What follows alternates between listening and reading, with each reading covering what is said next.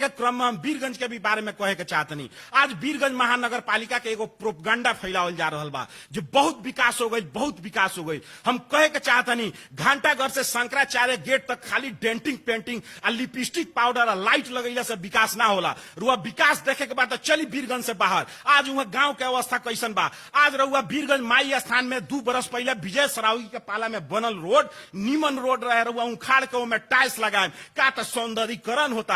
आ गांव में लड़का सन के पढ़े के बेंच नहीं के, गांव में लड़का सन के पढ़े के कॉपी कलम किताब नहीं के, गांव में गांव के स्कूल सन में शौचालय नहीं के। उ जरूरी बा कि बनल रोड के तोड़ के रोड बनावल जरूरी बा। आज जितना भी हवा फैलावल जा रहा बा घंटाघर से लेकर शंकराचार्य गो लोग आ वीरगंज के कुछ लोग लागल बा, कुछ लोग लागल बा जे कहता बाप रे बाप विकास भयो, वीरगंज चमकी दई, वीरगंज ऊ दई। अभी के समय में जितना भी भ्रष्टाचार के कांड बा विजय सरावगी के पाला में 6 करोड़ में जौन ठेका गई रहे एबरा सवारी करके ठेका 3 करोड़ में गई बा। हम विगत के दिन में ट्रैक्टर हम देखनी जो वार्ड अध्यक्ष लोग के ट्रैक्टर के सामने रह के फोटो खिंचात रहे जो हई वार्ड में हई ट्रैक्टर गई। तो हमरा बुझाई जब वार्ड अध्यक्ष लोग ट्रैक्टर के प्रचार करता, लेकिन अब जाके खुलल बा जे प्रत्येक ट्रैक्टर में रुआ व्यापक रूप से भ्रष्टाचार भइल बा। 1 करोड़ 20 लाख रुपया 32 गो ट्रैक्टर में भ्रष्टाचार भइल बा। एगो सामी परियोजना बा, एगो रुआ के क्लब के नाम बा, कौन क्लब हमरा दिमाग पर से उतरता, ओकरा के डबल पैसा केंद्र सरकार के भी पैसा पेमेंट कइल गइल बा, यहाँ के लोकल भी पैसा पेमेंट कइल गइल बा। आज वीरगंज महानगर पालिका के जौन शो कइल जाता जे बहुत बड़का विकास भइल बा, कुछ नहीं के भइल। एबरा हमर दावा बा रुआ जाके महानगर पालिका में यदि कोनो काम कराओ जाता नहीं तो बिना कमीशन के कोनो काम नहीं होगा। आज वीरगंज महानगर पालिका के हर चौक पर हुआ देखे तो नगर प्रहरी बैठ के सुर्ती बना के खाता, कौन हेने पटाइल बा होने पटाइल बा, का उ वैकेंसी होके भइल बा नहीं के भइल। जितना भी पार्टी के कार्यकर्ता बा, जितना भी अपन आसे पासे चमचा बा ओकनी के लिया के नियुक्ति कइल गइल बा, कोनो प्रक्रिया बिना नियुक्ति कइल बा। का एगो गरीब के बेटा के नियुक्ति कइल गइल बा। हमनी के कालू के दिन में राजेश मान के संगे सबसे बड़का चुनाव के प्रचार करे वाला शख्स तो मुकेश द्विवेदी। हमनी के गांव में कहले रहनी सन जी गरीब के बेटा के रोजगार देम सन। हमनी के गांव में कहले रहनी सन जी यहाँ के स्कूल निमन करम सन। हमनी के गांव में कहले रहनी सन जे स्वास्थ्य सेक्टर ठीक करम सन। आज रउआ कहता रही हम स्वास्थ्य में बहुत सुधार कर देनी, नारायणी अस्पताल के सफा कैला से स्वास्थ्य सुधार हुई। आज भी एगो गरीब के हिम्मत नहीं के नारायणी अस्पताल में जाके उपचार कर लो के रात के रुआ जाए तो वहां डॉक्टर ना मिली। अब प्राइवेट स्कूल के प्राइवेट अस्पताल के बाद जगह गली गली में हमनी के चाऊ उमरेला ओंगे वीरगंज के हर गली में यहाँ के डॉक्टर कैंची लेके रुआ हॉस्पिटल खोल के बैठल बड़ा सन। एगो गरीब के हिम्मत बा आके उपचार करा ले के। एगो अदरी रुआ यदि बुखार यदि रुआ टेस्ट रुआ आओ तनी चेक करावे तो एगो 5000 से कम में रुआ एगो बुखार के टेस्ट ना हुई। तो का जितना भी यहाँ के प्राइवेट इंस्टीट्यूशन बा हॉस्पिटल बा ओकर अनुगमन के करी, ओकरा के एगो नियमित लेके एगो न्यूनतम शुल्क पर के करी। आज केहू के हिम्मत बा जाके प्राइवेट लैब में जाके टेस्ट करा ले के, कोनो गरीब के हिम्मत बा तो जितना भी बा अभी हम का कनिया में ऐसे कनिया जे वीरगंज महानगर पालिका से विगत के दिन में हम जुड़ल बानी। जौन किस्म का हवा फैलावल जा रहा बा वैसे रुआ से हम कहत के जातनी ये कुछ ना महानगर पालिका पूरा भ्रष्टाचार में लिप्त बा।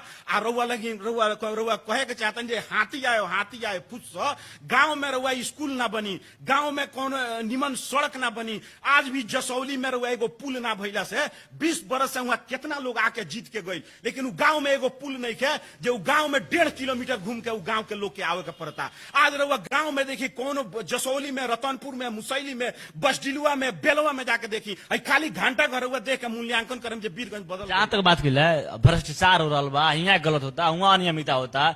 हर भ्रष्टाचार के विरोध में, हर अनियमितता के विरोध में जनमत पार्टी खाली ज्ञापन पत्र बुझा रहा बटे सीडी ऑफिस में, तो कबो कहीं तो कबो कहीं।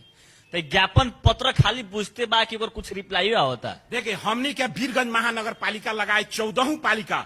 आज रउआ देखे अभी तक जितना भी पॉलिटिकल पार्टी बा रुआ लोग देखल हो विगत के दिन में जाना बेरी बजट बांट फाड़ होते रहे तो जमा 4 गो पार्टी मिलके हमनी के माननीय हमनी के सीके राउत कहल जे 4 यार मिलके पूरा देश लूट ले सन, सारा बजट अपना क्षेत्र में ले गए सन प्रधानमंत्री सारा। तो हमनी के ओ बरा में विरोध कैले रही सन। हमनी के सरकार में भैला के बावजूद भी जासपा जाकर वोट दिलक लेकिन हमनी के वोट ना देनी सन। ऐसे कि हमनी के गलत कहले बानी सन, सही के सही कहले बानी सन। हमनी के जौन अवस्था बा बहुत कम, हमनी के छोटा पार्टी बानी सन, लेकिन जितने में सकतानी सन। वीरगंज महानगर पालिका लगायत यहाँ के 14 पालिका में आज कांग्रेस एमाले माओवादी मिलकर सरकार बनावता।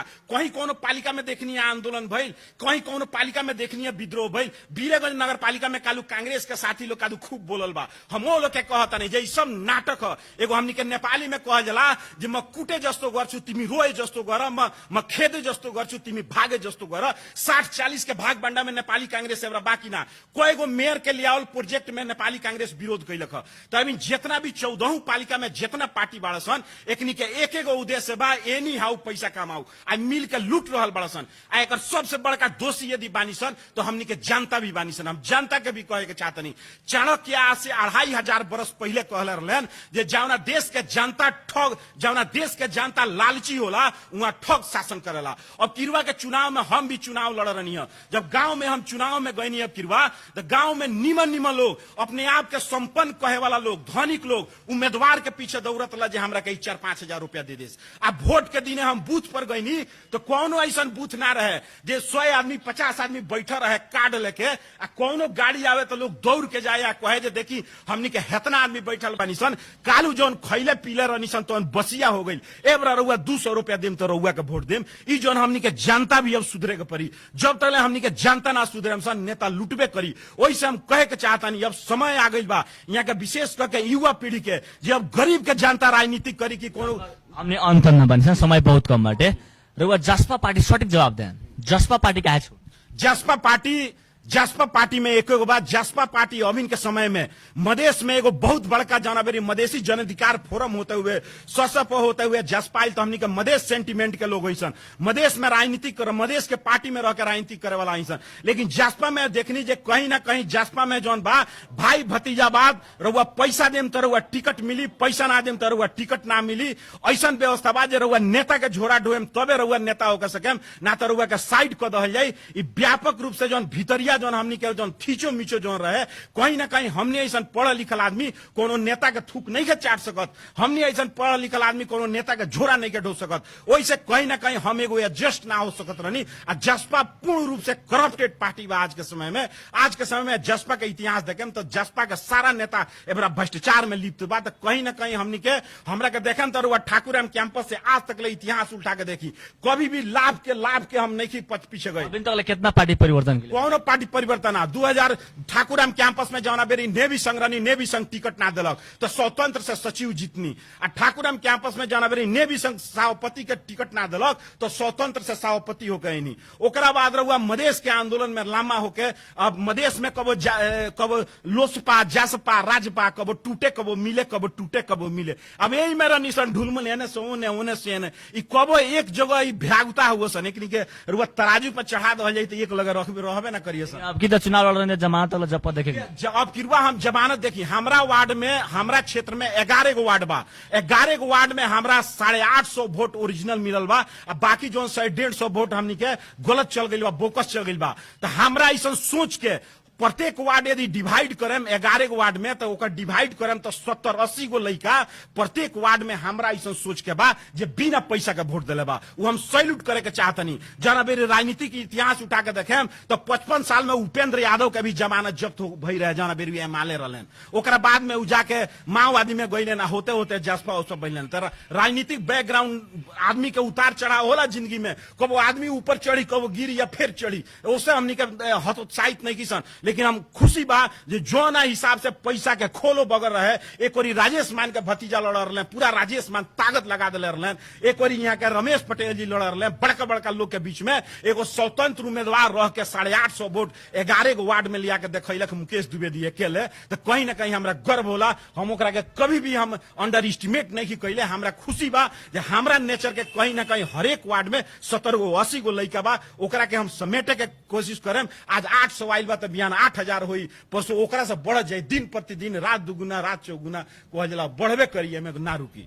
हमने कार्यक्रम का अंत में बानी सन कार्यक्रम का अंत में काथी कहे के चाहम रुआ कार्यक्रम के अंत में कहे के चाहे हम पूरा परसावासी के हम कहे के चाहे जो अब कहीं ना कहीं हमनी के सोचे के समय आइल बा जे आवे वाला दिन में हमनी के कैसन आदमी के पॉलिटिक्स एगो व्यक्तिगत मुकेश द्विवेदी अपना खतरा नहीं कहत, लेकिन कालू के दिन में हमार बाबा जेकरा का वोट दिले बने, हमार बाबू दिले बने, हमार चाचा दिले बने, हमहू दिले बनी, आज आवे वाला दिन में हमार बेटो दी, तो कहीं ना कहीं आवे वाला दिन में यहाँ परसा जिला के जनता अपन अब सोच बदलो, कहीं ना कहीं हमनी के जन वोट सब में कुरुति सब मासू दारू पैसा एकरा पीछे हमनी के ना जाइल जाओ, तबे एगो गरीब के बेटा नेता बन के आई, ना तो कहीं ना कहीं चुनाव में बड़का सेठ साहूकार आई आ पैसा बांट के नेता बनी, गरीब के आवाज ना सुनी। वही से हम कहे के चाहेम जे कहीं ना कहीं परसा जिला अब एकरा में दारू मास एक दिन के दारू मास खैला